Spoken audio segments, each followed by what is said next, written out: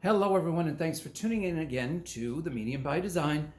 And so this is the second in this series. This is from Iris, and she has another cool message here, insightful.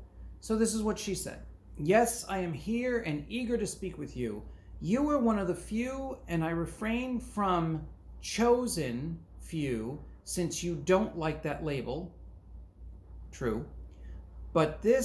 But for this instance, you had better get comfortable, because when you look at your life and the periods you have lived through and the constant financial stress you have been held under, you cannot ignore that you are a walking miracle.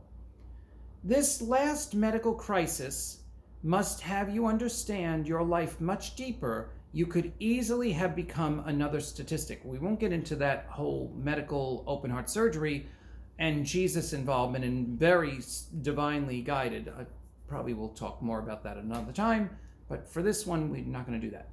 That said, let's get on with some current pertinent issues. This seemingly treacherous time, with all things in the earth experiment against the human, has been set up for one major reason that more will have to wake up to. It is not enough to witness and realize people are totally and wholeheartedly against human life, but those who can must take action to make long-lasting change, even if it means erasing some of the current rulers from this place in your history. I say this a bit metaphorically because I wish people to start to see the picture and the implications of the actions of this very small elite group. Those members of this group do not have open hearts, know nothing of love, love frequency, peace on earth, concern for others.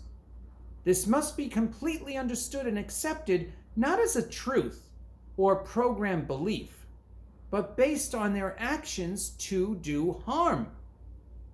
You all know the oath a doctor takes, and yet one of your most famous doctors threw that out for himself decades ago.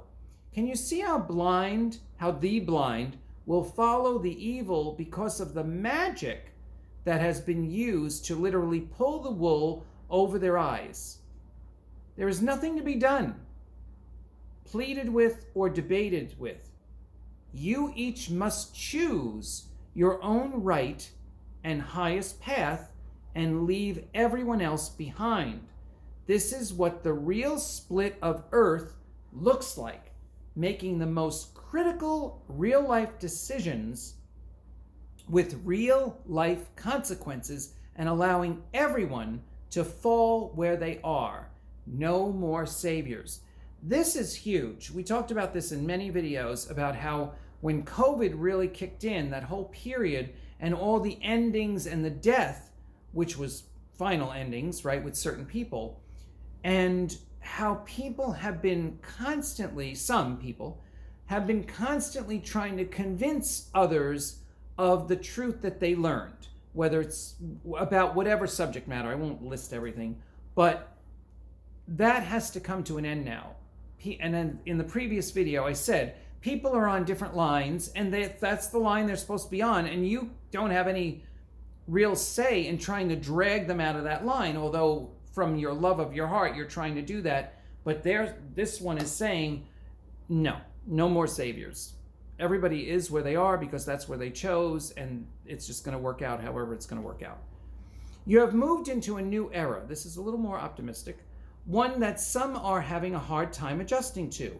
When your teachers speak of choosing the highest and best actions for yourself, being your most authentic self, these are not ideas. These are actions you have put off because of those around you and what you thought they would think of you. Now take a moment on that, because we all have situations, oh, I can't say that because then they're going to reject me, they're going to throw me out, they're going to hate me, those days are over. Be you, folks, just be you. An insidious codependency that has kept millions from living their true God selves.